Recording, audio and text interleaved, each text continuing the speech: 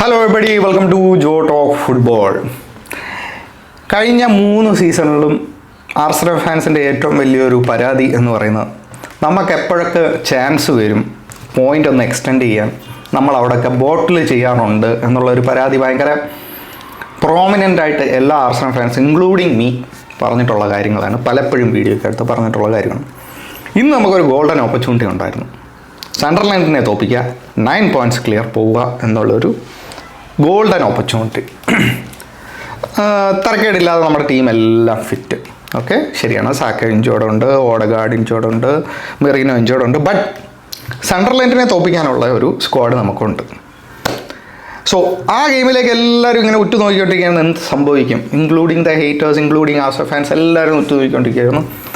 And to be frank, Arsenal നമ്മളെ disappoint ചെയ്തില്ല. അർട്ടറ്റയും പിള്ളേരും ഒരു കൺവിൻസിങ് വിക്ടറിയാണ് ഇന്ന് നമുക്ക് തന്നിരിക്കുന്നത്.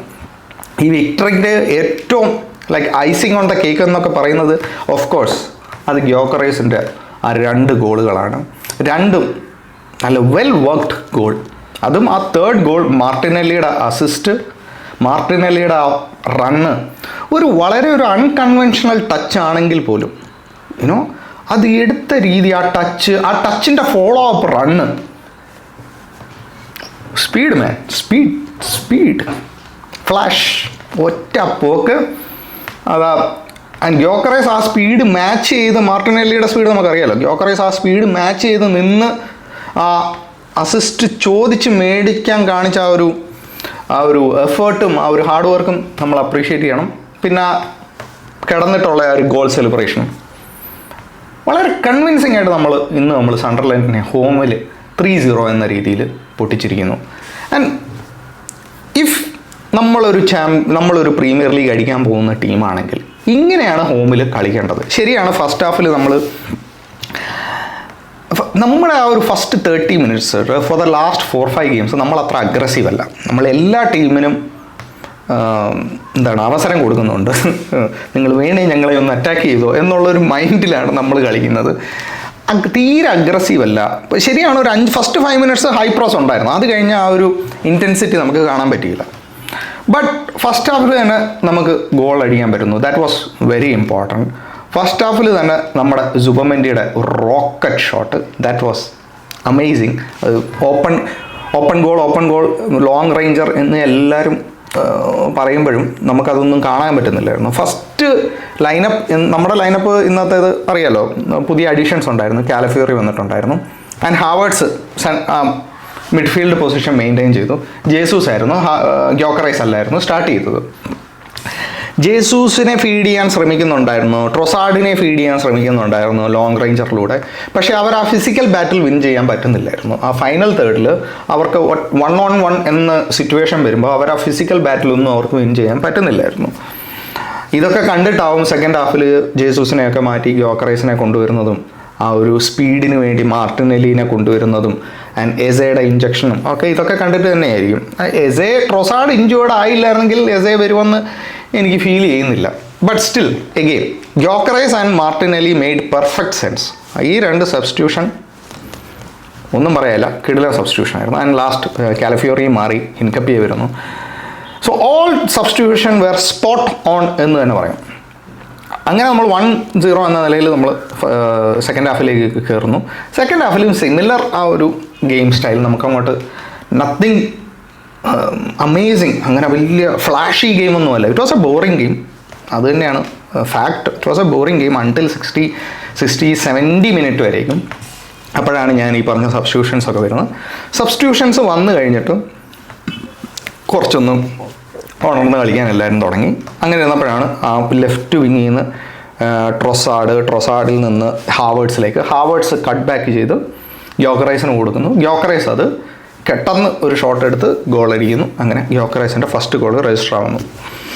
എന്ന് വെച്ചാൽ നമ്മുടെ സെക്കൻഡ് ഗോൾ, ആർസണലിൻ്റെ സെക്കൻഡ് ഗോൾ, ഗ്യോക്കറൈസിൻ്റെ first goal of the game. ഗ്യോക്കറൈസിൻ്റെ സെക്കൻഡ് ഗോളും ആർസണലിൻ്റെ 3rd ഗോളും ഞാൻ ആദ്യമേ പറഞ്ഞു, അതൊരു വണ്ടർഫുൾ മൂവായിരുന്നു, വണ്ടർഫുൾ കൗണ്ടർ അറ്റാക്കിംഗ് മൂവായിരുന്നു. We need to see more of this. ഇങ്ങനത്തെ കൗണ്ടർ അറ്റാക്കിങ് നമ്മളെപ്പോഴും സ്ലോ ഡൗൺ ചെയ്യുകയാണ്. നമുക്ക് കഴിവുണ്ട്, നമ്മുടെ ക്വാളിറ്റി പ്ലെയേഴ്സ് ഉണ്ട്, അത് നമ്മൾ കുറച്ചുകൂടെ നമ്മൾ യൂട്ടിലൈസ് ചെയ്യണമെന്നാണ് എനിക്ക് പറയാനുള്ളത്. എൻ്റെ ഒരു ആഗ്രഹം ആസ് ആൻ ആർസണൽ ഫാൻ ഇത് തന്നെയാണ് എനിക്കും പറയാനുള്ളത്. കാരണം നമുക്ക് ഒരുപാട് കൗണ്ടർ അറ്റാക്കിങ് ഓപ്പർച്യൂണിറ്റീസ് വരുന്നുണ്ട്. നമ്മൾ പക്ഷേ ആ ഗെയിം അങ്ങ് സ്ലോ ഡൗൺ ചെയ്യും, ഓപ്പോസിഷൻ പ്ലെയറിന് റീഗ്രൂപ്പ് ചെയ്യാൻ സമയം കൊടുക്കും, ഒരുപാട് സമയം കൊടുക്കും റീഗ്രൂപ്പ് ചെയ്യാൻ.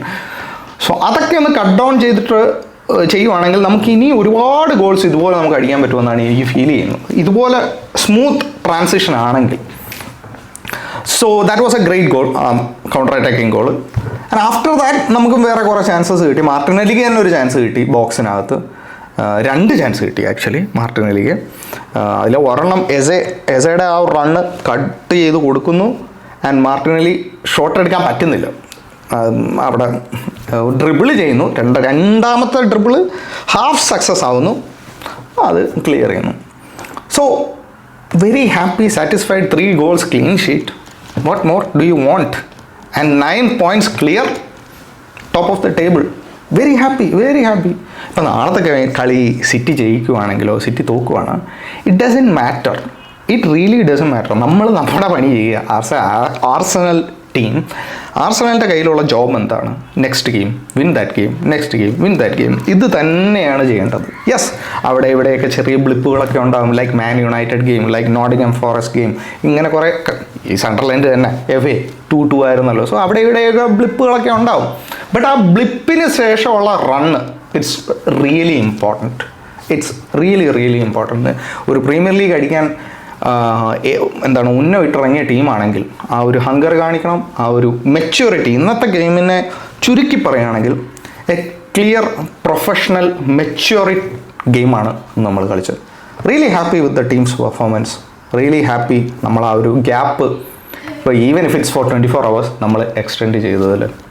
അപ്പോൾ ശരി guys, thank you so much for watching, take care.